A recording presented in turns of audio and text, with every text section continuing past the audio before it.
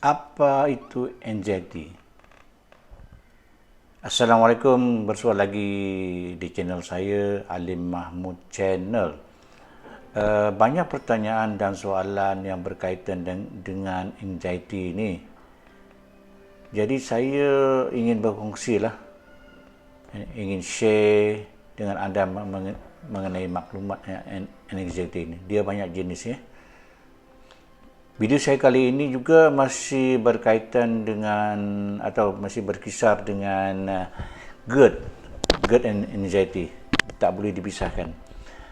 Tapi video ini lebih tertumpu kepada anxiety lah. Agar kita faham apa itu anxiety yang sebenarnya. Okay, stay tune.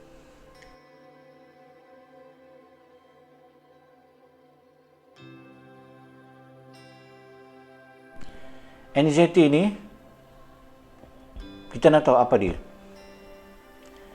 Anxiety ini adalah perasaan takut, perasaan cemas, perasaan khawatir, risau, gelisah. Dan anxiety ini ada dua jenis iaitu yang normal dan yang abnormal. Dan yang mana satu anxiety yang perlu untuk kita berjumpa doktor untuk minta nasihat dari doktor ataupun pakar. Okey, anxiety normal iaitu anxiety biasa ni perlu ada pada diri kita sebenarnya, iaitu untuk memotivasikan diri kita atau merangsang diri kita, self motivation untuk sesuatu kejayaan dan kepuasan diri kita untuk maju ke hadapan. Contohnya bila kita interview atau temuduga atau exam apa-apa pun, rasa anxiety, rasa gemetar ni mesti, perasaan takut, perasaan gemetar ni dia normal, yang tu perlu ada, yang tu normal. Begitu juga first date, maksudnya kita pertama kali berjumpa dengan girlfriend, iaitu dating dengan girlfriend ke, ataupun berjumpa dengan boyfriend ke, atau berjumpa dengan mak dan ayah kekasih kita untuk kita melamar. Jadi perasaan anxiety itu normal sebenarnya. Kita rasa gemetar, takut, memang menyelubungi pada diri kita ketika itu. Okey, yang kedua, anxiety yang tak normal, abnormal lah. Anxiety ini yang ada pada tahap diri kita lebih daripada perasaan biasa, melebihi daripada perasaan, maksudnya perasaan biasa lah. Anxiety ini dianggap tidak normal pada tahap ini.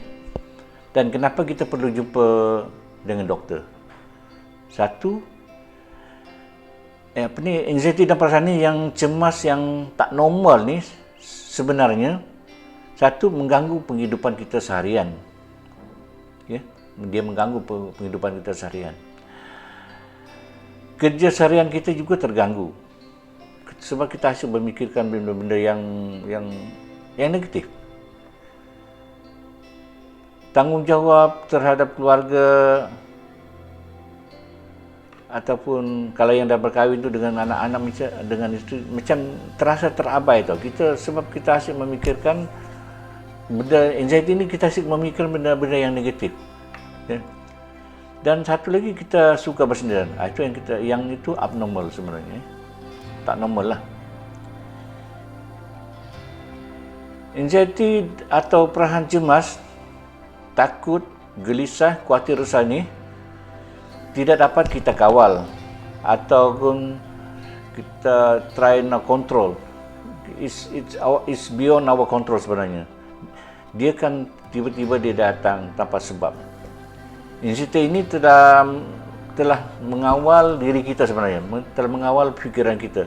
Dia telah mengambil alih fungsi pemikiran kita. Jadi kalau kita tak lawan, nanti saya akan tunjukkan macam mana cara-cara kita melawan nanti, ya. Bila anxiety dan perasaan ini berlaku, yang ni kita perlu berjumpa doktor. Kita perlu bantuan doktor sebenarnya. Doktor akan diagnos kita jenis anxiety kita dan apa jenis rawatan yang diperlukan untuk anxiety kita ini. Sebab dia banyak jenis sebenarnya. Jenis-jenis penyakit anxiety ini sebenarnya ada 6 ya. Ada 6 jenis. Satu, anxiety disorder. Kedua, fobia. Ketiga, social anxiety disorder. 4, post traumatic disorder. Panic attack. Obsesif dan kompulsif ataupun OCD. So kita nak bincangkan satu persatu daripada 6 jenis anxiety ini ya. Okey, satu, anxiety disorder. Anxiety disorder ni adalah satu gangguan kecemasan. Gangguan kecemasan ya. Apabila kita mengalami anxiety disorder ni, kita akan merasa letih, resah, sentiasa dalam keresahan pada kebanyakan hari. Maksudnya setiap hari kita dalam rasa resah.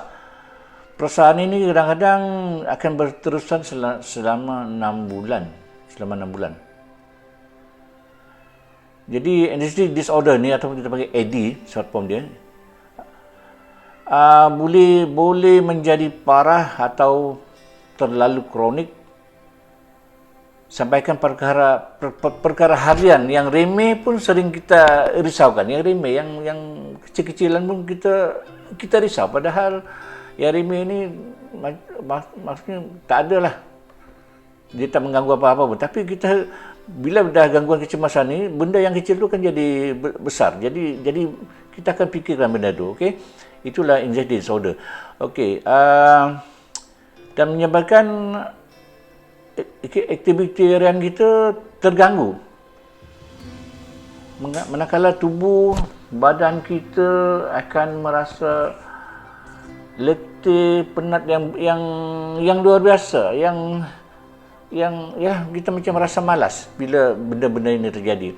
Okey, tanda anxiety disorder ni yang mungkin ada pada diri kita yang perlu kita ketahui dan kita sedari. Itu mengalami debaran dan keresahan dari masa ke semasa. Ianya berlaku setiap hari tanpa sedar kita. Kita akan merasa cemas masa kita bekerja. Kita bekerja tapi kita cemas, entah apa benda kita cemas. Okey. Jadi kita pun merasa cemas kerana kesihatan dan penyakit yang kita alami ni. Kita rasa cemas, penyakit kita boleh sembuh ke tak boleh sembuh. Itu yang akan menyebabkan kita akan merasa cemas lagi. Cepat lelah, cepat penat, sakit kepala, insomnia ni, sakit kepala tiba-tiba dia macam entah apa dia berdenyut, tu ya. Rasa gugup, rasa gemetar atau bimbang dirasakan, kita rasakan macam bersifat sementara lah, tapi dia mengganggu sebenarnya. Kalau dibiarkan anxiety disorder ni boleh menyebabkan penyakit anxiety kita akan bertambah parah, akan bertambah teruk. Okey. Satu lagi, kita sukar tidur. Kalau malam memang kita berhadapan dengan kesukaran untuk tidur. Terkadang kita akan terfikir esok untuk acara esok hari, kita terfikir apa yang kita nak buat esok hari. Jadi tapi kalau rasa gemetar atau teroja untuk besok hari kita kena lakukan, itu normal. Tapi kalau sukar tidur ni disebabkan entah apa benda, jadi itu anxiety disorder sebenarnya. Kita asyik terjaga, bimbang dan terfikirkan tentang masalah sampai tak boleh nak tidur. Tu kadang-kadang kita fikir masalah adalah masalah sampingan. Kita kita fikir-fikir benda tu, dia akan mengganggu tidur kita. Terkadang benda ni terbawa-bawa dalam mimpi dan kerap terjagalah. Bila kita lepas mimpi, kita akan terjaga. Ini adalah salah satu tanda-tanda anxiety disorder sebenarnya. Okey. Jadi cek diri kita sendiri, adakah benda-benda ni ada berlaku pada diri kita. Keresahan, risau, susah hati sering dan kerap berlaku dalam diri kita sehingga ianya satu gangguan dalam penghidupan seharian kita. Apa yang kita buat serba-serbi tak kena. Anxiety disorder ni juga banyak. Anxiety disorder ni kalau kita nak bincangkan banyak sebenarnya. Jadi saya bincangkan sedikit saja. Anxiety disorder ni ataupun gangguan keresahan ini penting untuk kita kena pasti sebenarnya. Agar kita dapat mengatasi dengan berkesan dan membendungnya daripada awal. Agar ianya tidak menjadi parah atau tidak melarat. Kita harus menilai tahap stres kita, kita menilai tahap risau kita, depresi ataupun tekanan yang kita alami. Kita kena nilai. Jadi, okey. Satu lagi, ketegangan otot. Ketegangan otot ni berterusan juga adalah antara yang akan mengiringi anxiety disorder ni. Kadang masa tidur, waktu tidur pun kita tengah malam rasa kaki kita krem. Tiba-tiba krem. Itu salah satu anxiety disorder lah. Okey, satu lagi nervous breakdown. Nervous breakdown, seorang yang mengalami anxiety disorder ni biasanya suka memendam perasaan. Namun apabila kebimbangan atau sesuatu yang mengganggu perasaannya, maksudnya memuncak, berlakulah nervous breakdown. Seperti tiba-tiba kita marah, tertentu arah kita marah, ataupun kita menjerit, ataupun kita mengamuk, entah apa-apa kita mengamuk, sehingga kan kita rasa kita hilang rasa malu, hilang rasa takut. Itu yang nervous breakdown. Yang ini dalam kategori dalam anxiety disorder. Okey. Yang kedua pula, jenis anxiety yang kedua pula, fobia. Fobia ni salah satu gangguan anxiety ialah fobia ataupun takut yang amat sangat dalam diri kita. Fobia adalah rasa takut berlebihan terhadap sesuatu hal atau fenomena, biasanya tidak membahayakan. Fobia ni takut yang di tahap luar biasa, lah, rasa menggigil, seolah-olah macam kita nampak sesuatu yang menakutkan. Okey. Takut yang kita anggap berlebihan. Kalau dalam arti biasa yang lain, bahasa yang lain, takut tahap gila. Okey. Ketakutan tersebut dapat timbul saat menghadapi situasi tertentu. Berada di satu tempat, situasi atau saat melihat haiwan yang kita takut atau benda tertentu yang kita takut. Fobia ini mengganggu atau menghalang kehidupan kita atau kepada yang mengidapnya. Bagi sebagian orang, perasaan takut seorang pengidap fobia ini terkadang kita sulit untuk kita mengerti, kita fahami atau sulit dimengertikan. Kita tak tahu kenapa dia takut benda-benda ini. Fobia ini termasuk dalam penyakit anxiety disorder, gangguan kecemasan. Simptom fizikal yang dapat dilihat pada orang yang fobia adalah sangat ketara. Seperti sesak nafas, jantung berdegup deras. Ini akan menjurus pada sakit dada. Tangan, badan kita mengeletar, rasa tercekik, berpeluh, rasa loyang daripada dalam perut.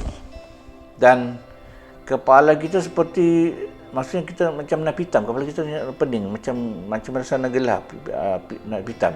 Okey, itu jenis antara satu dalam fobia. Okey. Yang ketiga pula, jenis anxiety ini adalah social anxiety disorder. Okey. Perasaan takut melanda sebabnya ialah ini social disorder lah. Okey, rasa takut kita nak jumpa, takut nak berinteraksi dengan seseorang, atau kita berjumpa dengan seseorang untuk bercakap, berkomunikasi. Okey.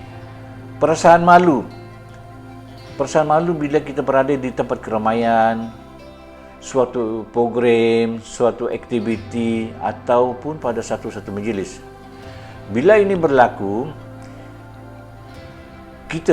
kita akan cuba mengelak atau melarikan diri daripada program ataupun aktiviti atau majlis ini. Jadi, apa itu social anxiety disorder?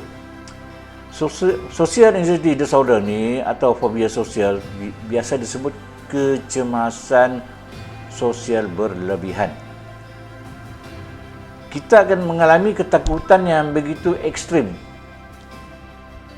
dalam suatu situasi sosial yang melibatkan aktiviti tertentu, dan ini lebih sering terjadi apabila situasi yang sebenarnya asing bagi kita, atau kita macam ada orang mengawasi, ataupun ada orang lain menilai diri kita.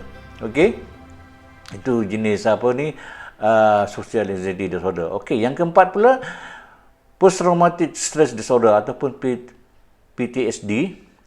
Anxiety ini terjadi apabila kita atau seorang itu mengalami trauma.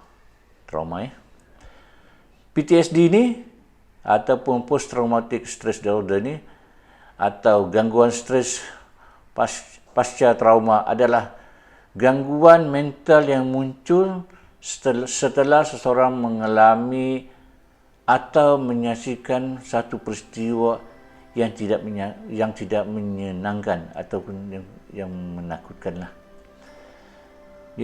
PTSD ini merupakan gangguan kecemasan yang membuat penderitaan teringat pada kejadian traumatis ini. Maksudnya sepanjang hidup dia takkan melupakan peristiwa ini. Okey?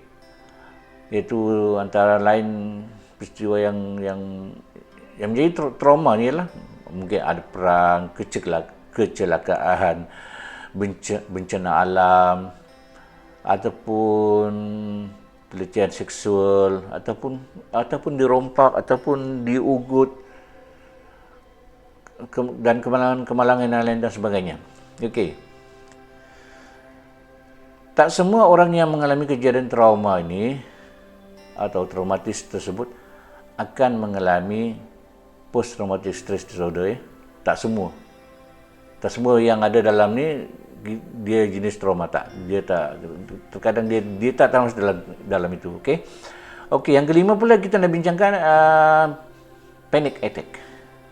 Panic attack ni ini selalu soalan yang akan ditanya kepada saya sebenarnya. Jadi saya dah tengok benda-benda ni. Jadi panic attack ni ia boleh terjadi atau berlaku secara tiba-tiba, tanpa kita duga, tiba-tiba dia terjadi dan masa tu mood kita hilang. Okey, tanpa alasan ataupun apa penyebab yang jelas kenapa panic attack ini berlaku pada diri kita. Ianya berlaku tak kira di mana kita berada, bila, tempat kat mana, waktu pagi ke, siang ke, malam ke, tengah malam, waktu nak tidur, masa shopping, atau masa sedang bersama keluarga, atau masa ada satu majlis, dia akan berlaku panic attack. Jadi kita macam masa tu diri kita akan terasing. Okey. Satu lagi, serangan panik ni boleh menjadi sesuatu yang menakutkan dengan Ia mirip dengan serangan jantung tau. Sebab kita tiba-tiba berdebar yang kuat, yang luar biasa debaran kita. Seluruh badan kita berdebar. Rasa degupan jantung dia cepat. Jadi ia mirip dengan serangan jantung. Seseorang yang diserang panic attack ni akan merasa sukar bernafas. Sukar bernafas, sakit dada, pening dan berpeluh, tiba-tiba berpeluh dan menggigil. Yang jantung tu berdebar, sakit perut dan lemah tubuh badan kita, anggota kita rasa lemah. Tapi bukan semua atau tak berarti orang yang kita alami serangan panic attack ini mengalami anxiety disorder. Tak semuanya. Bukan berarti kita ada simptom-simptom ni kita mengalami anxiety disorder, tak. Okey. Jadi walau macam mana pun kita ataupun mereka yang mengalami berulang kali perlulah berjumpa dengan doktor sebenarnya untuk mengesahkan apa jenis penyakit kita, apa jenis anxiety kita yang kita alami ini. Okey. Satu lagi yang keenam, OCD. OCD ini ataupun Obsessive Compulsive Disorder atau bahasa biasa penyakit kebimbangan, kerisauan. Dalam bahasa mudah yang sering digunakan atau dikenali, yang kita kenali sebagai penyakit was-was. Dalam bahasa yang mudah yang kita sering melakukan perkara atau membuat kerja yang sama berulang kali. Maksudnya kita dah buat kerja dulu tapi was-was, dah buat kan benda. Ataupun pintu rumah, kita dah berjalan jauh dah, tiba-tiba rumah dah kunci ke belum? Kita was-was. Ataupun kita ke supermarket ataupun ke gedung mana-mana, kita tinggal kereta, keluar daripada kereta, parking, lepas tu kita dah berjalan jauh, tiba-tiba kita kereta dah kunci ke belum? Kita was-was, benda-benda tu dia perasaan was-was. Kita resah. Kita risau. Jadi kita bimbang benda-benda ni. Itulah dia perasaan was-was. Okey.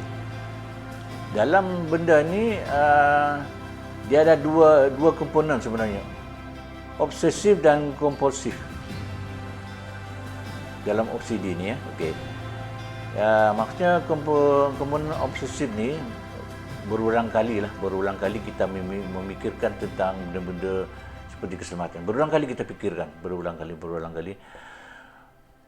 Was-was terhadap ingatan atau persepsi tentang sesuatu seperti ialah yang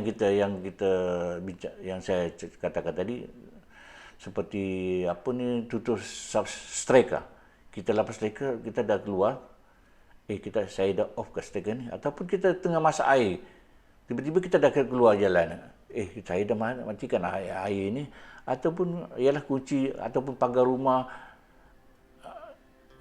yang tu kita rasa berulang kali. Okey, itu obsesif. Okey, komponen kompulsif ni pula mengunci kereta sama juga dengan menggunakan remote daripada rumah berulang kali. Kita dah dengar bunyi dia, teng-teng, kita bunyi dia, tapi kita akan tekan lagi berulang kali. Betul tak betul? Ataupun kita buka balik, kita kunci balik. Berulang kali. Okey. Jadi kita bila melakukan perkara ini seperti berulang kali, okey. Satu lagi kita menghitung satu benda. Bila kita menghitung satu benda, kita akan menghitung lagi satu benda, satu barang ni. Kita akan menghitung berulang kali. Ataupun kita menyusun benda-benda dekat rumah, mengemas. Kita dah mengemas sama. Lepas tu kita akan menyusun dan mengemas lagi. Macam tak berkesudahan kita mengemas rumah, okey. Satu lagi, kita bertanyakan sesuatu benda berulang kali. Misal kata, engkau nak pergi mana? Orang tu dah bagi jawapan dah. Lepas tu tiba-tiba lagi, engkau kata, engkau nak pergi mana? Dia ayat yang sama, orang dah bagi, orang pun dah bosan jawab. Itu komponen kompulsif. Satu lagi sifat kita hoarding ataupun sifat kita suka menyimpan barang-barang secara berlebihan ataupun kita enggan nak membuangnya. Benda-benda yang lama, yang dah lusuh, tapi kita rasa sayang, macam sayang lah. Macam buku-buku, baju-baju lama apa, kita sayang nak buang, okey. Ataupun peralatan yang rosak, kita akan simpan, okey. Okey, yang ketujuh, rawatan anxiety ni. Permulaannya, rawatannya seperti biasa kita akan mulakan seperti kita amalkan dalam 15B lah, daripada perkataan B. Okey. Nanti secara rawatan anxiety yang selanjutnya pada video saya yang kedua, mungkin yang kedua, yang ni pertama, yang kedua penyembuhan anxiety ni saya akan keluarkan nanti. Tapi yang ni untuk permulaan, kita ambil tindakan ataupun permulaan untuk penyembuhan, kita gunakan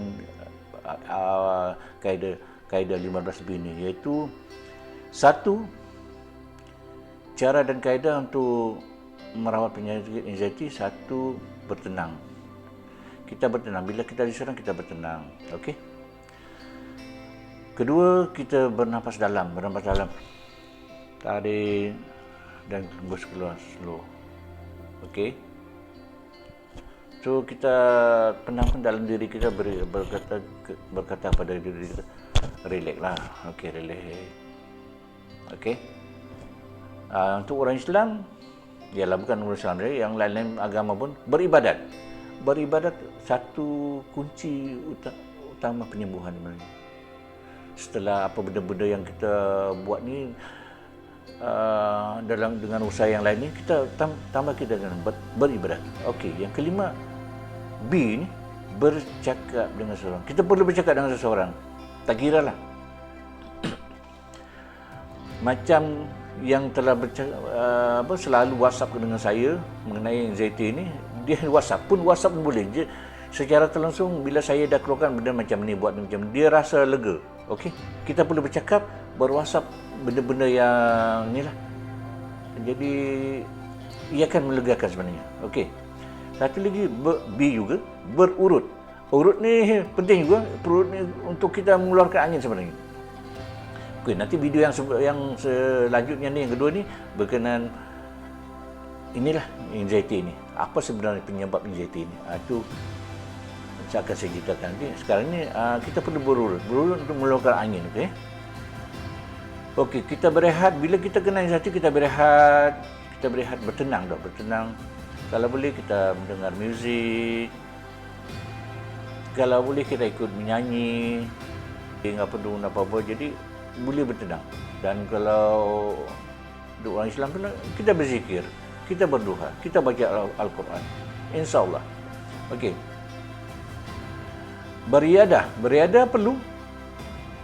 Macam kita berjumpa dengan orang ramai, beriadah, lari dengan keluarga, dengan anak-anak, ataupun saja berjalan-jalan sewaktu petang. Jadi kita akan minda kita rasa tenang.